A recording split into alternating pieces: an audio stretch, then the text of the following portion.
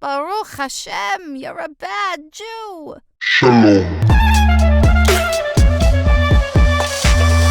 Welcome back to another episode of Bad Jew. With me today is Dr. Rivkah Lambert Adler. And today we're going to be talking about the relevance of Torah to Christianity and anything outside of Judaism, which I think isn't something that's talked about very often. Dr. Rivkah Lambert Adler really approaches this from a very unique standpoint. I think it's really, really amazing. Rivkah, how are you doing today? Thank God. Thanks for inviting me. Yeah, no, it's wonderful to have you. As you know, a rite of entry onto this podcast is the Bad Jew Challenge, where you tell your life story in 4 minutes. Are you ready?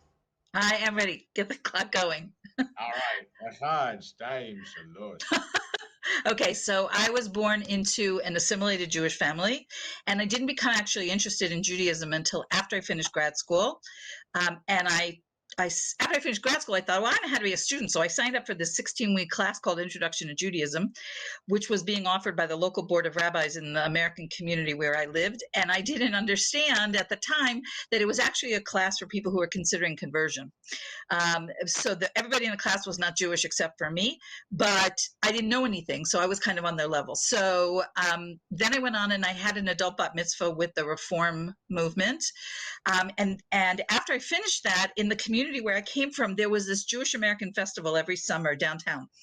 And there was a booth that said, test your Jewish IQ. And I'm thinking, well, I just had this whole Introduction to Judaism class and I had this adult bat mitzvah. So I'm like super Jew. So I know everything there is to know. So I took this quiz and I knew 0. I got all 10 questions wrong because it was an Orthodox rabbi who was sponsoring the test. And he was trying to get Jews interested in learning about Judaism. And so he set me up with a learning partner. I had no intention of ever becoming an Orthodox Jew. I just was, it was like anthropology for me. I was just learning. But as opportunities came up, as holidays came up and stuff, and I tried things, I gradually saw that there was a lot of relevance in the Torah for me. I actually didn't know that there were, I thought all the Orthodox Jews in the world were old. And they all lived in Miami Beach, and that was where Orthodoxy would end. I had no idea that Orthodoxy still existed, but I gradually became committed to Judaism. I will tell you, I did an Eish HaTorah discovery seminar. I don't know even if they do it anymore. In the 1980s, that changed my life, and so I've now been Torah observant for about 20 years. I'm sorry, more than 30 years.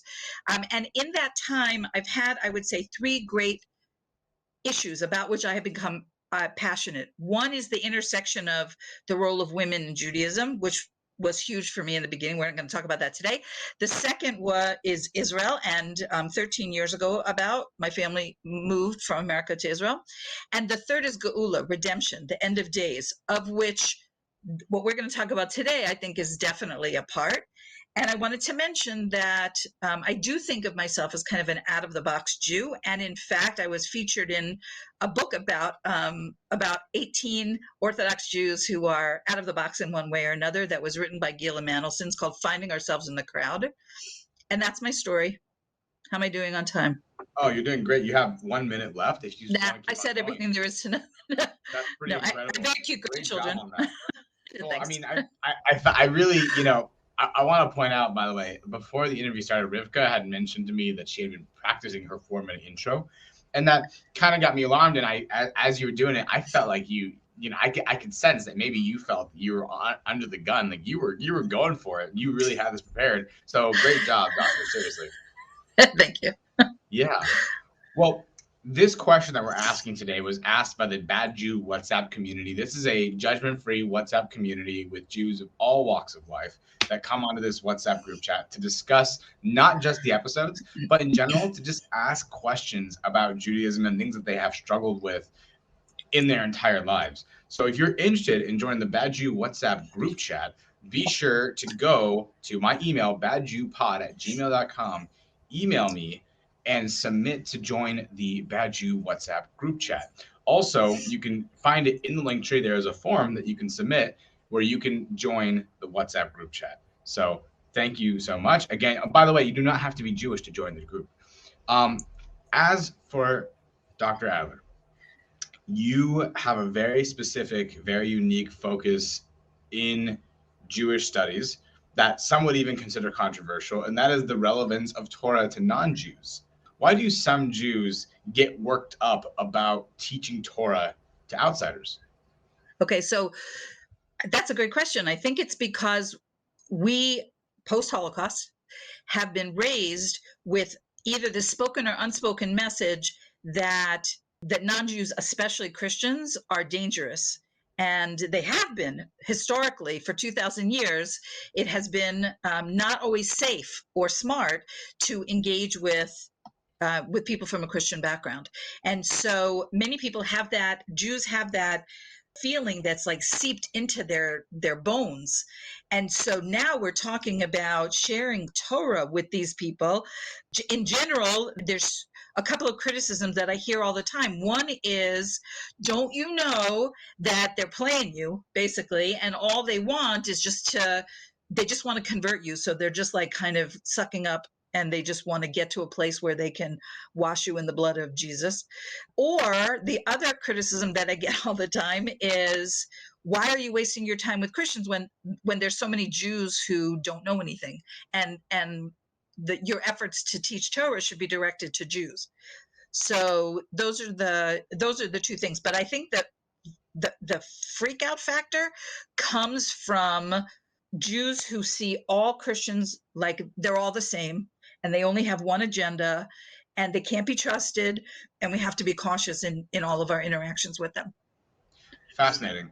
So I have a few prejudices myself. The first one is that Orthodox Jews only come from Florida. That's the first thing.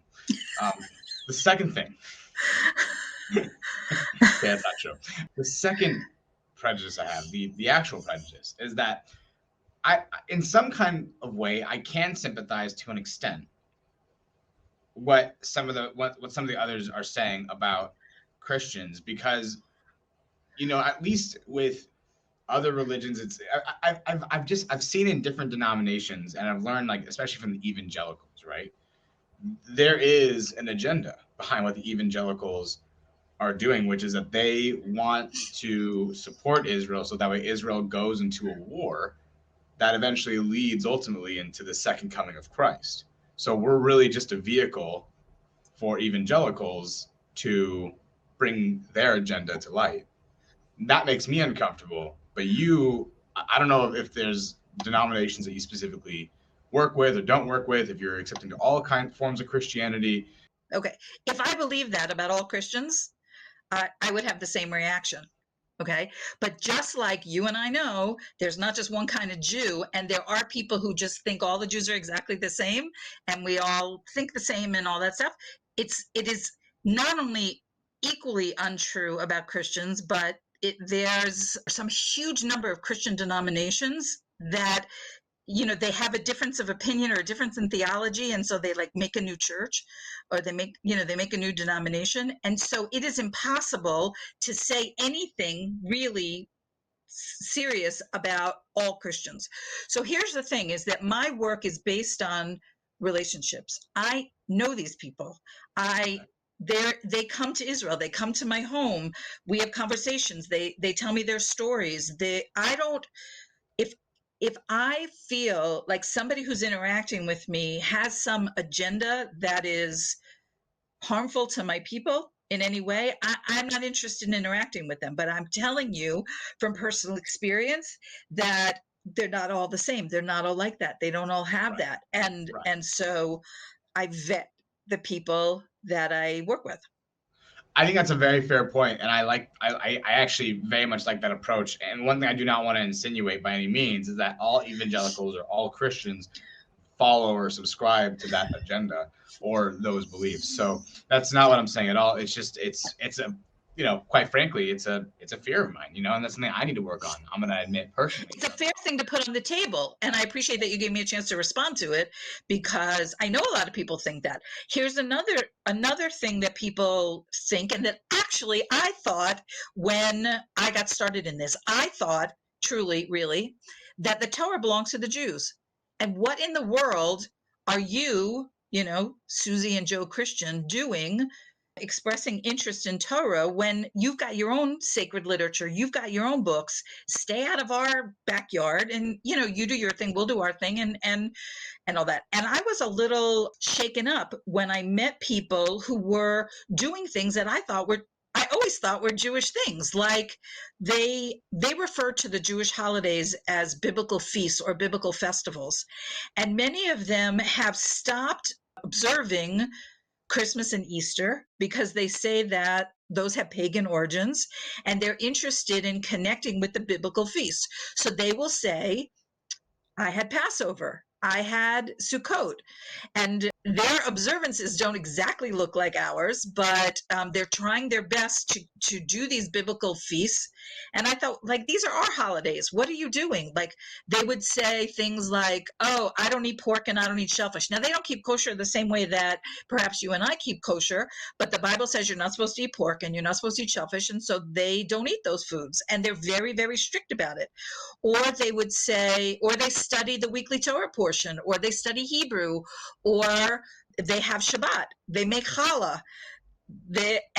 And I was not happy about this when I first learned about it, because I really felt like it was cultural appropriation. Yeah. Right.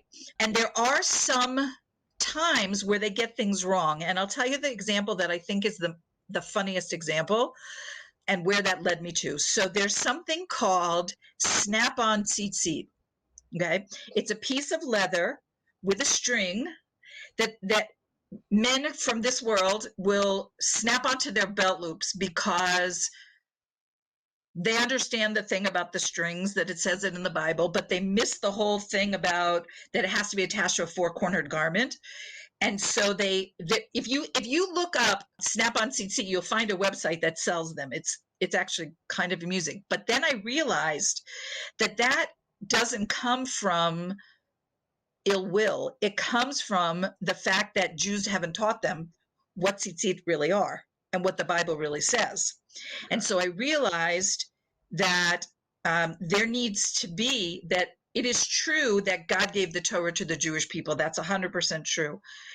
And of course, you may be familiar with the rabbinic story that first they offered it to all the other nations and they all said, no, we don't want. The fact is that this is what I have come to understand now, and this is what my second book is really all about, is that God gave the Torah to the Jewish people not to be our exclusive property for all time, but to guard it until such time as there are people from the nations who are interested in hearing what the universal messages are. Okay, so take something as simple as the 10 Commandments, right? Okay, so the 10 Commandments, except for Shabbat, I would say, they are universal wisdom that any society could benefit from, not sleeping with your neighbor's spouse, or not stealing from people, not killing people, or being respectful to your parents. All of those things, it is Torah wisdom, but it is relevant to all of humanity. And so what I came to understand is what you're probably familiar with the expression Or LaGoyim, which means a light to the nations. And what I used to think that meant was the Jews will all move back to Israel. We will create this perfect society based on Torah values. And the rest of the world will say, wow, that's really cool. I want to be like the Jews. I admire that. Let's create that in our world, in our country. And that's sort of a passive relationship, right? Like we're just modeling. But in fact, I have come to believe and published a whole book about this idea that it's much more active than that. It's not just they observe us and learn stuff, but we are the teachers of the nations. Now, not everything in Torah is relevant for non-Jews, but there are many things that are. There are many aspects of Torah wisdom that can make anybody a better person, closer to God, and so forth. And so that's the paradigm that I operate with. So it's interesting because it doesn't surprise me to hear that there are aspects of the Torah that are relevant not just to Jews but to everybody. In fact, a lot of the ways that Torah is taught today to young Jewish professionals, at least here in Los Angeles, I know that it's actually all over the world that it's taught in similar ways like this. But they teach a very practical, very approachable way of grasping Judaism, right? So, I hear a lot of rabbis, including my rabbi, my personal rabbi, Rabbi Jack Malol, he's really good at kind of breaking down a Torah concept into a daily use that people can use. He talks a lot about dating advice, right? Because that's what all the guys and girls and all genders want to hear about is, well, how do I how do I date in a healthy way? And it's not even about how to date Jewishly, but it just happens to be Jewishly, right?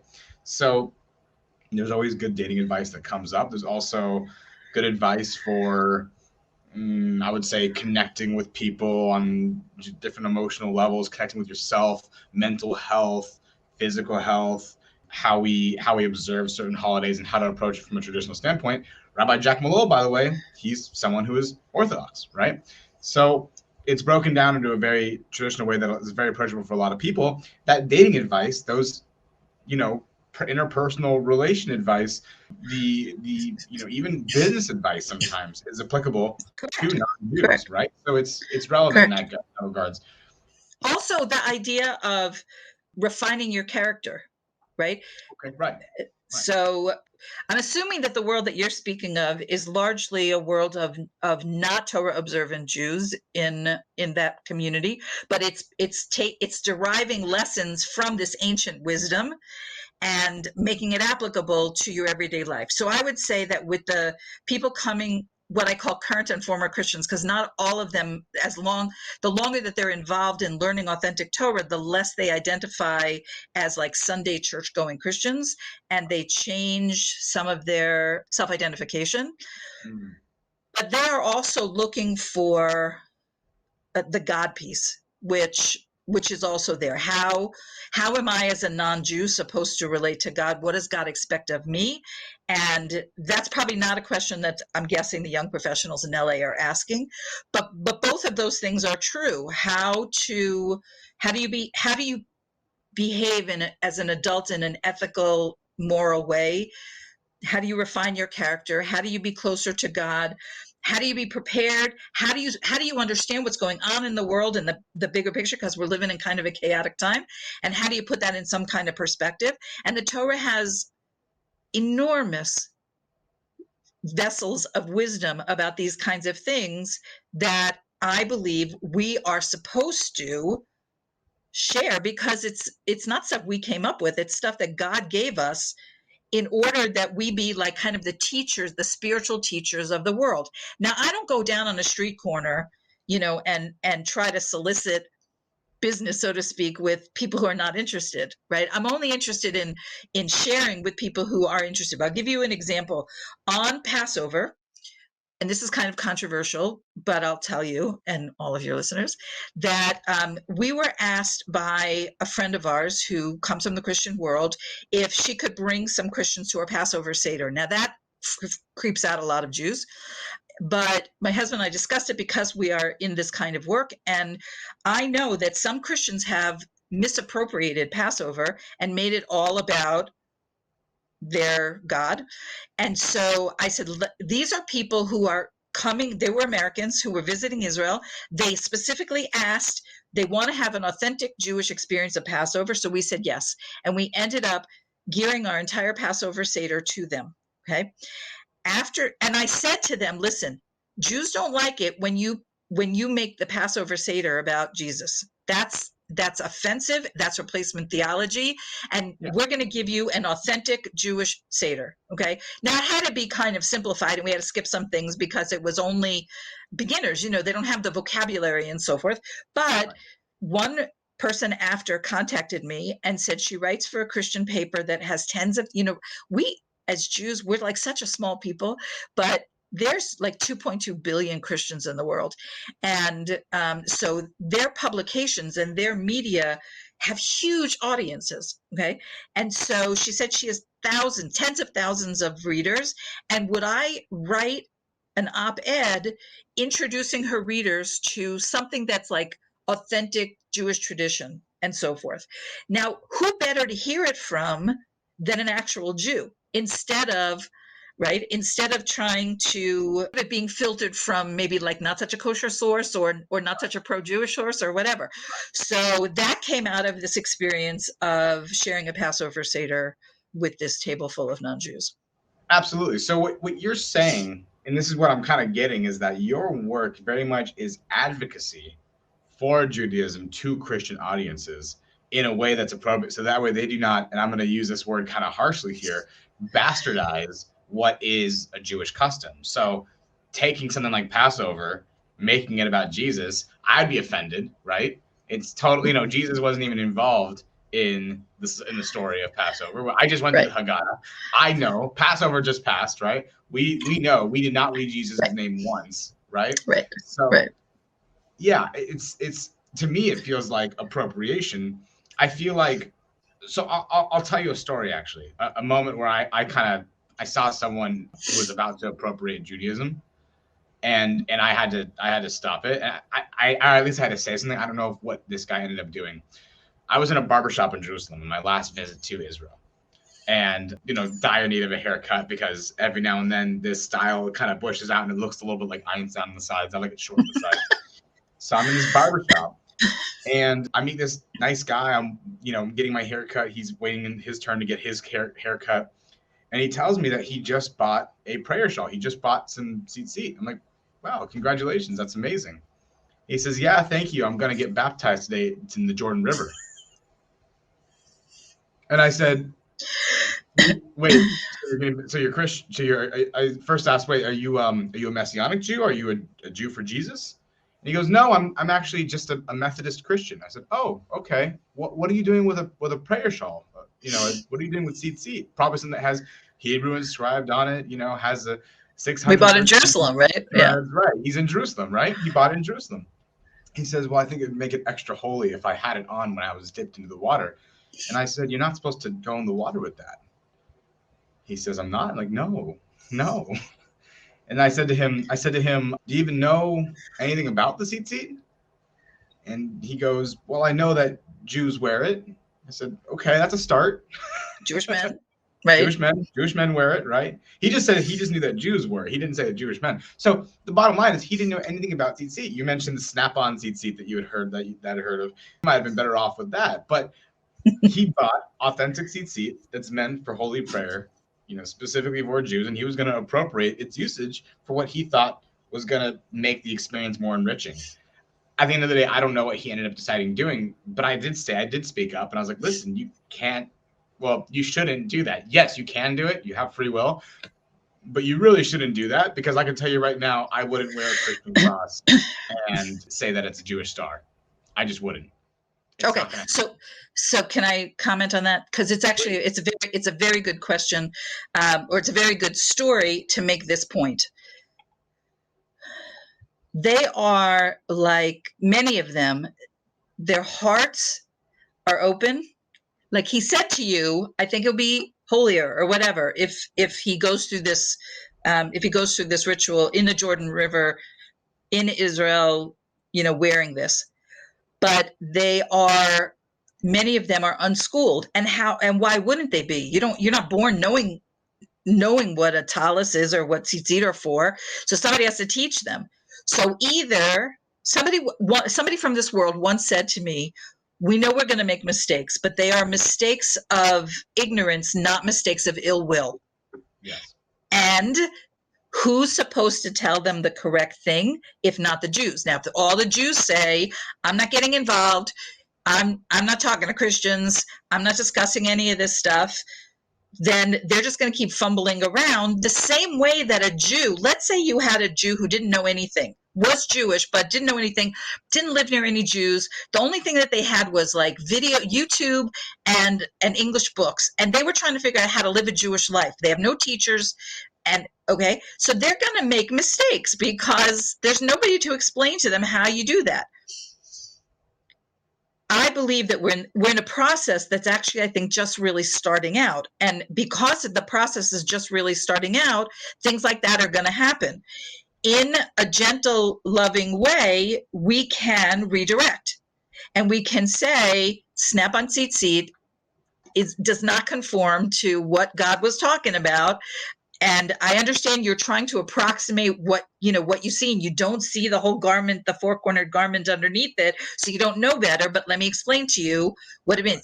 a lot of people coming from the Christian world, you should know, are biblical literalists, which means they have their, let's say American Christians, they have their English translation of a Greek translation of a Hebrew text, and they take that word very seriously and very literally. And of course, that's not how Jews interact with the Bible at all. And because we have the whole rabbinic tradition to back us up. And so they don't, I'm saying that it's not from ill will. Like, this guy doesn't want to be disrespectful to tzitzit or to his talis, to his prayer shawl. He just doesn't know better, and he needs a Jew to explain it. So they're like, early in the process, and the whole process of the rest of the world understanding what God put in the Torah. We are just like at the very beginning of that. We're not even at a place where all Christians are interested. In fact, I mentioned the number 2.2 billion Christians. It's been estimated that maybe 10% of them are kind of on this path of being interested in Torah things, being interested in learning from Jews and so forth. Okay, so that's 22 million people, which is more than the number of Jews that there are in the world, but that's only 10%. That means there's plenty of Christians who still want to convert us, still don't like us, still think that we're wrong theologically and all that stuff. That's just the reality. So it's not every Christian everywhere. It's just this narrow, well, it's not so narrow, it's 22 million people, but there's a lot, there's plenty of work to do. It's an unfathomable amount of people, and there's a lot of work to do, as you just said.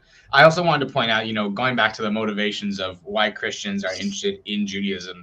So there were some articles I had looked up ahead of time, and so I was able to find this article from Yale, just talking about, really the intersection between Judaism and Christianity. Of course, it's very obvious with Jesus, but in creating the scripture citing Jesus, though, the Gospels authors shifted that focus, ultimately raising for Christians the importance and authority of the Jewish Bible. This was a trend that started in this specific screen grab. It doesn't say, but it was, it's been happening pretty much since the creation of America. So there is a strong tie of America, America's birth in 1776 till now, where you see a lot of Christians taking a lot of, interesting perspectives on Judaism and the authority that it might have, specifically, namely the Torah here. And then one thing I found as well that was very interesting was that it describes something I never heard of called the 7 Laws of Noah. Oh, wow. Have you ever heard of the 7 Laws? Yes. Yeah. Yes. So can you explain actually a little bit of the context of the 7 Laws of Noah and how it actually pertains to this conversation? Sure. Absolutely. I also want to say, you said so many interesting things that I have so much to say about, but this is in Hebrew called the Sheva Mitzvot B'nai Noach, the Noahide laws. And this is the idea that God gave the rest of the world these 7 laws and gave the Jews 613 laws. Okay. And so a lot of people in my second book, and we're going to hopefully talk about that a little bit more, I created a taxonomy of different stages that people go through as they are exposed to authentic Torah. So it may start out, I'm a sort of what I call like a vanilla Christian. I go to church on Sunday. I believe that Jesus is God. I believe that Jesus is the Messiah, blah, all that stuff, all the way through to I've converted and I've become a Jew. Now, very few of them actually do that, but there is a stopping point with this identity of being a Noahide. What does that mean? It's the Torah's language for how a non-Jew can be right with God. They don't need to become Jews. They don't need to keep all 613 mitzvot. These are the 7 minimum standards of how you can, as a non-Jew, be in correct alignment with what God's expectations of you are. Now, the truth is, as you look at this is not very time consuming. Okay. Most of them don't do these things. Okay. So what happens is let's say you grew up as you're this Sunday Christian, and you decide for whatever your reasons and so forth that you want to become a Noahide. You're going to have a big gap in your life, because not committing idolatry doesn't take very much time. Not committing blasphemy, not murdering, and all of these kinds of things. This is not a lifestyle. This is sort of the lowest bar of what God expects of the rest of the world. Okay, Jews can be busy with mitzvot literally all day long, and if you took the mitzvot away from a Jew, what would they do all day long? I mean, they would be involved in secular kinds of things and so forth. But so the people that are promoting this identity as becoming a Noahide in English is part of what the Jews are supposed to do, is to say to a non-Jew, you do need to let go of your other faith system because that's not what's true. But if you want to be right with God according to the Torah, then here's a place to start. These 7 laws. Accept these 7 laws upon yourself. Create an identity for yourself that you identify as a Noahide. And in that context, you can continue to grow closer to God. Now, I don't push that agenda because I deal with people who are all over the spectrum. And I really don't discuss theology. Like, I don't discuss Christian theology at all. I've never read the New Testament. I have, like, I hear the same things that every other American hears about what it says or what it might say or whatever, but I don't really know Christian theology. So I say, and I'm not interested in dueling perspectives. I say, if you want to learn an authentic Jewish, a Torah perspective on something, what does this Bible verse mean? Why did Jews do this? What does God expect from us in this situation? I'm your teacher. But if you want to discuss, why Jews don't believe in Jesus and where you see Jesus in the text and why, I'm not interested in that. That's not a conversation that I have. So I say all that to say that the Noahide identity and its big brother, excuse me, which you didn't mention, which is called Ger Toshav, actually is a standard in Jewish law that does not exist right now because we don't have a high court.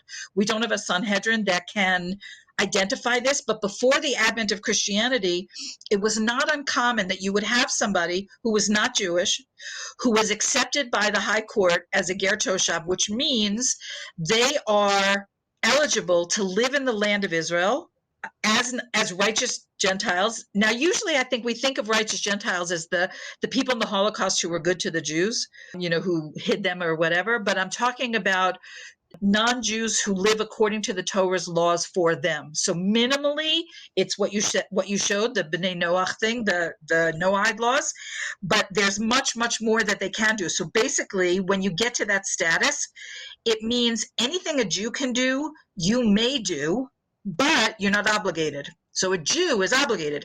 If you eat pork, Chaz, you're sinning because you're a Jew. Right. A non-Jew who eats pork, it's not a sin for them. So they can refrain from pork, but if they have a bacon double cheeseburger or whatever, it's not something they have to repent for because they're not obligated. Right. Well, this is such a dynamic conversation. It really goes into your studies and what you teach. It's really incredible. And so I want to reemphasize the point that for those who are interested in Dr. Rivkah Lambert Adler's work, please do email her at rivkah@kotevet.com. Also, you have some books that you have published as well. What are those books and where can they find them? Okay, so they're available on Amazon, and the first one is called 10 from the Nations, Torah Awakening Among Non-Jews. Thank you, that's the cover. This is the second edition. Basically, this is when I first started understanding that this was a thing. I was going to write an article about it, about non-Jews who were doing Torah things, and a mentor of mine said, oh, there's a book in this. So I gathered the stories of about 40 people who come from Christian backgrounds. They don't all identify the same. Now their stories have evolved over time, but they tell how they became interested. And one of the ways, and this goes back to the first clip that you showed, is that a lot of Christians tell me that when they grow up as Christians, as like regular mainstream Christians, they never read what they call the Old Testament, Hebrew scripture. So they may know some of the stories and so forth, but their Bible study is really Christian scripture. And when they start reading from what they call the beginning of the book, it blows their mind because they see how God made certain promises to the Jewish people, and they're living in a time when these promises are fulfilled. So that that shifts their paradigm. So 10 from the Nations is an introduction to the stories of people who were born Christian, raised Christian, and have had what I call a Torah awakening of some kind. There's also a section in the back, it's not as extensive, but maybe a dozen Jews like me who interact with people like this. And we tell our stories of why do we do this, and what do we think it means, and so forth. So that's the first book. Once this book was published, I began to recognize, and I alluded to this before, that a lot of these people are desperate for authentic Torah teaching, and they don't have access to it. Now, it's much easier now than it was, let's say, 40 years ago, but because there's so much available online, and because so many classic Jewish sources are translated into English and available without having to go to like some weird Hebrew bookstore in some, Jewville somewhere, you can just go online and you can order an English translation of the first 5 books of Moses, or an explanation of what the holiday of Passover is about, or a million other books. So they have better resources, but they don't have teachers. Most of them don't have teachers. And so I wrote Lighting Up the Nations. If you could show that cover. Lighting Up the Nations is actually a book for Jews to explain what is our responsibility to the rest of the world. What does it mean that God gave the Torah to us? And in what ways are we supposed to share it with the rest of the world? And so that's second book. And you don't have the cover for this, but I'm working on the third book in this series. It's called Women from the Nations in the Hebrew Bible. And what it is, there's a lot of books about women in the Bible from a Jewish perspective, and it's sort of the same, like 10 or 12 women whose stories are always told. And I understood that there are a lot of women who were not born into the nation of Israel whose stories are in the Bible, and their stories are not told. And I wanted to shine a light on those stories, and also to add to the basic biblical text all of the rabbinic commentary that I could access to share how Jews study Bible, how Jews understand Bible. Because I used to think that, so yeah, I'm also evolving.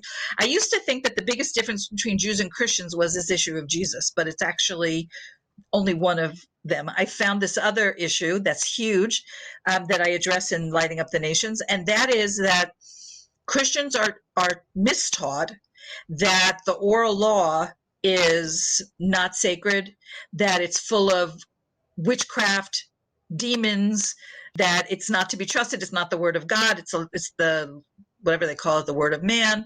And so what ends up happening, as a Jew, like, we don't even teach our little kids Torah without Rashi, right? Without rabbinic commentary, and you can be misled if you don't have the full story. And so part of my mission is to show this world that what Jews have to contribute to the conversation, among many other things that we've already spoken about, is this different understanding of biblical text and the richness of the backstories of many of these women. So that's the book I'm working on now. Fantastic. Well, one thing I'm really inspired by is the fact that your work is really connected to one another. Each of these books that you've created, it really seems like one leads to the other. So you really could frame it as a series of just the studies and the things that you were discovering along the way, and the multitude of connections that Judaism has to Christianity and the relevance to each other that we have. It really is a symbiotic relationship, is what it sounds like. So Dr. Adler, I want to thank you again so much for being on the Bad Jew podcast. For those who are listening, thanks to my bad Jews for tuning in for some good Jewish education, for learning about this controversial topic today. Although personally, I did not think it was too controversial. I think it's something that should be approached by all Jews who are interested in, learning more, and to understand that we have a responsibility, especially with our Christian communities, to connect and to learn and to find ways to represent ourselves and to learn from them in meaningful and accurate ways. So again, Dr. Adler, I want to thank you. Wonderful moral of the story. And we'll see you next week on another episode of Bad Jew. Shalom.